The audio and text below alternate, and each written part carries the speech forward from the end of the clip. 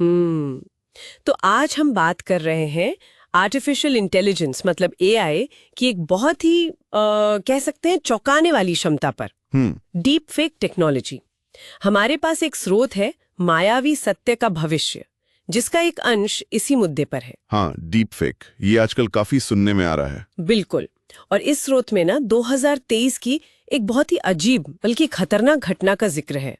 हुआ ये कि एक एआई से बनी डीप फेक वीडियो ने, आप सोचिए, लाखों लोगों को यकीन दिला दिया। लाखों लोगों को? किस बारे में? कि एक बहुत बड़े विश्व नेता ने अचानक से इस्तीफा दे दिया है। अरे बाप रे, ये तो बहुत बड़ी बात है ना? और सबसे ज्यादा हैरान करने वाली बात यह है कि ये जो वीडियो था, जो बिल्कुल असली लग रहा था, वो सिर्फ 30 सेकंड से भी कम में बना था। सिर्फ 30 सेकंड में? ये तो अविश्वसनीय लगता है। वही तो। और हद तो तब हो गई जब कुछ सरकारी वेबसाइट्स ने भी, मतलब जिन्हें हम भरोसेमंद मानते हैं, उन्होंने भी इसे सच मानकर शेयर कर दिया, जबकि खबर बिल्कुल झूठी थी।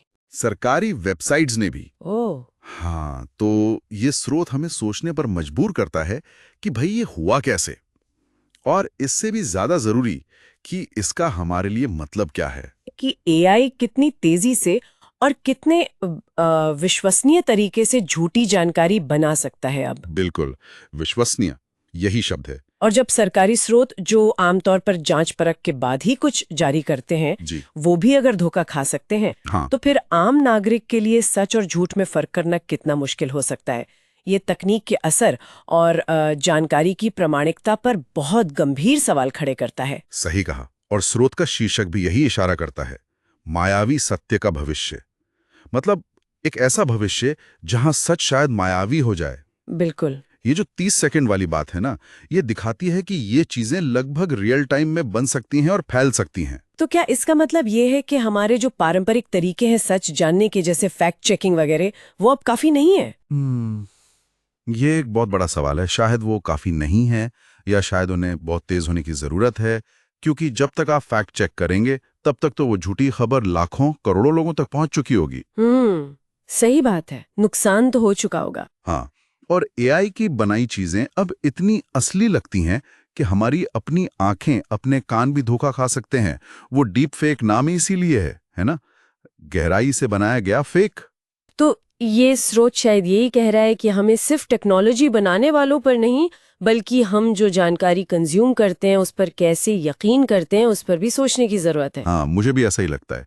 ये एक तरह की दौड़ बन गई है। एक तरफ झूठ बनाने वाली टेक्नोलॉजी है जो तेज हो रही है, और दूसरी तरफ हमें सच को बचाने के तरीके खोजने होंगे। तो कुल मिलाकर ये जो 2023 की डीप फेक घटना थी, ये सिर्फ एक अकेली घटना नहीं थी, ये एक तरह की चेतावनी थी।